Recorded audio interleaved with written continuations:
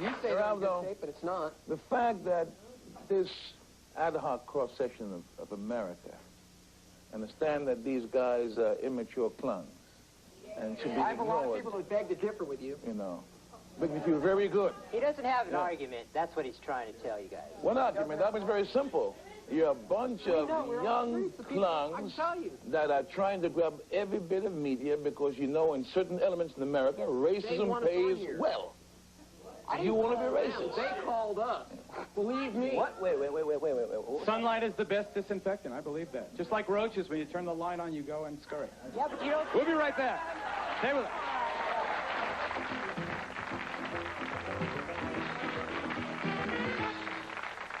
Some audience questions. I was curious. They're awfully young. They are very media slick. They know how to bait, and they use words that they've been trained in. I also am not that upset. What my question is, I think that they're quite ignorant. I'd like to know their education. Think you're ignorant. Take your materialistic what's your educational background? Lock it up. Did you finish high school? Materialism isn't going to do anything for What's your education? Let's start with you. Went through high school. I had a working background. I worked all through high school. 7 years of baseball, 2 years All-Star. Came from a good family. I'm an electrician. What's your educational background, Bob? I took the GED and got out when I was 14. Okay, Michael, what's your education? I graduated from high school, and I'm a layout and design artist. A land design artist? Layout and design. Layout and design. And an ex-con. Are you an ex-con also? Not an ex-con? Are you out of your mind? Yes, you are, Michael. Why'd you tell him the truth? Hey, I got no convictions, man. I have to go to court tomorrow. That's true, but I'm not an ex-con. What are you charged? You could take a drug test, and you wouldn't see any needle. What are you charged with? Oh, drugs have nothing to do with it. What are you charged with? I'm not an ex-con. Rabbi, what's he my charged with? resume here, it won't say I'm an ex-con. I was thrown out. He was arrested for a felony. A felony. Wait, hold it. Here we are. Question? He reportedly served time for felony. I'd like to know if When? you're so... You wouldn't remember anyway. If you have true belief in your conviction and your movement is as good and as powerful as you say it is, why are you afraid to let other people speak? Why are you not like other minorities and allow other people to pursue whatever happiness they find in whatever religion they find, whatever color they happen to be? You don't let anybody answer a question, and if you don't have a question like this lady over here, you tell her to shut up. What are you afraid of? The reason why I do that is because I get sick and tired of hearing the sob stories from kikes. I get sick and tired of seeing Uncle Tom here sucking up, trying to be a white man. Go ahead, Roy, go ahead. Now, let me tell you. Sit down, man. Hey, you gotta be kidding. You gotta be kidding. You gotta be kidding. Hey, hold it. Hold it. Sit down.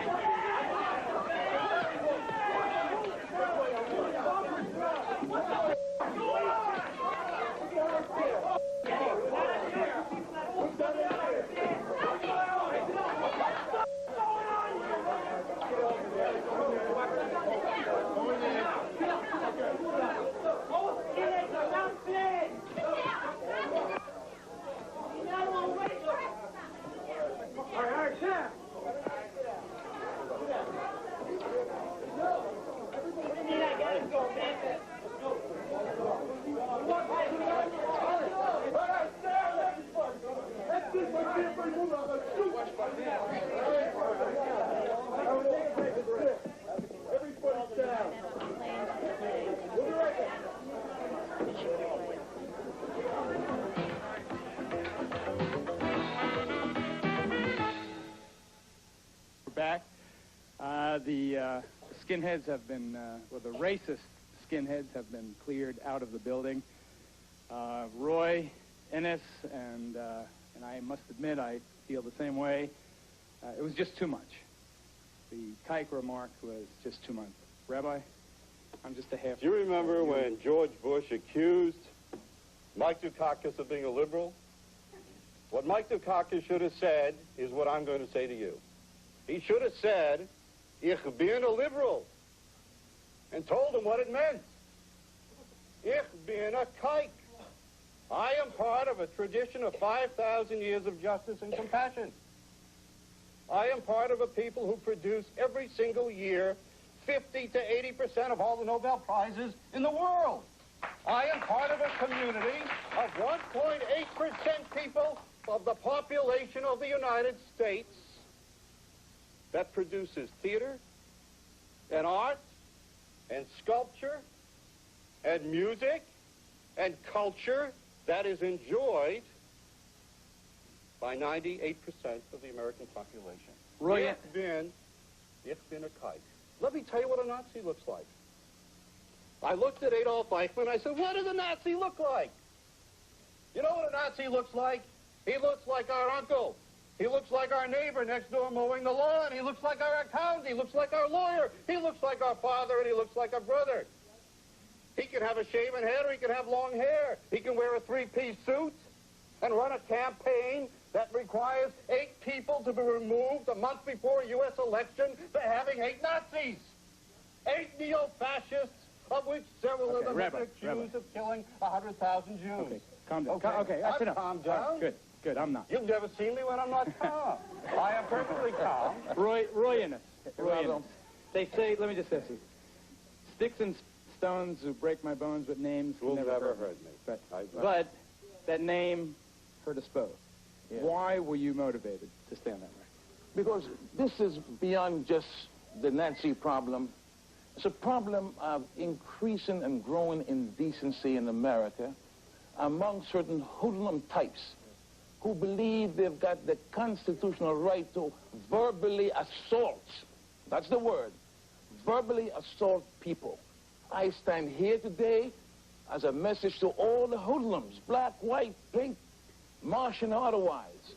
I would not stand idly by and have them abuse me verbally. All right? Assault me verbally. And more than that, I would not allow them to assault anybody else physically or verbally. I was very much hurt when I saw the television and heard about the gentleman's Bill's problem here with these skinheads.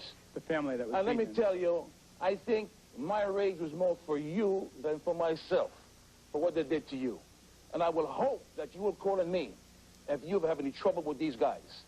That's what I wanted to ask them the question, because they come from the same, the people that we had the incident with were from Pennsylvania. And it just goes to show you how violent, like the man in the middle shows you how his temper is very sharp. He goes right off, no ifs, ands, or buts. So it goes to show you how it went off down where it happened with us. Because I would submit it to the arrest, and even at the end, after the incident happened, the guy grabbed me by my neck and told me, wouldn't it be easy just to join us in the beginning? Yeah. Intimidation. And it goes to show you that there's no doubt in my mind they would have done something to her and the baby. That's right. And if more people stand up the way you did and I did, these hoodlums will back off. That's the point. Hold it. That is the point. Listen. The main thing that Roy Innes said is something that I hope everybody in this country heeds. When someone calls someone a name, when someone attacks someone in a subway because they don't follow their particular belief, then it's not just the responsibility of the person attacked. It's not just the responsibility of the person being mugged. It's all our responsibility. Ich bin a kike. But that's just like John Kennedy said, Ich bin Berliners at the Berlin Wall in 61. John Kennedy. Ich bin Kike, all of us. No. We'll be right back. Ich bin a Berliner.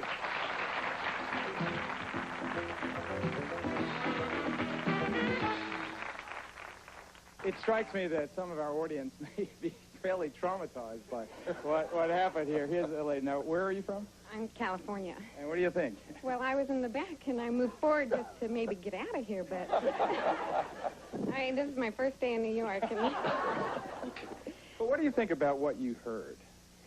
well, I had no idea what the difference between them and them. When they all came in, I had no idea what they wanted out of us. And Is it frightening? So shook up. Yeah. So where are you from? Fort Lauderdale, Florida. So what do you think? I'm shook up also. I'm kind of scared, but, you know, talking with these people in between the breaks and stuff, they're very nice. And it's like, I look at them and I look at those other people. Now, those other people, they're against everything, but they're clean, okay? But these people, no offense, okay? But I would be more afraid of you if I met you on the street than I would be of them. No, and you're very nice. You know, that is interesting. But is that one of the dangers of the Nazis, that, as the rabbi said, they look just like you and I? Okay, now, all right, let's get this. You guys are, stand up. You guys are not Nazis, right? No, not at all.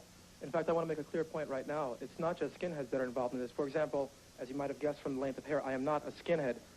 I'm involved in an organization called the Anti-Fascist Front. This man here is involved in an organization called Skinheads Against Racial Prejudice. This man over here is involved in an organization called the Anti-Fascist Skinhead League.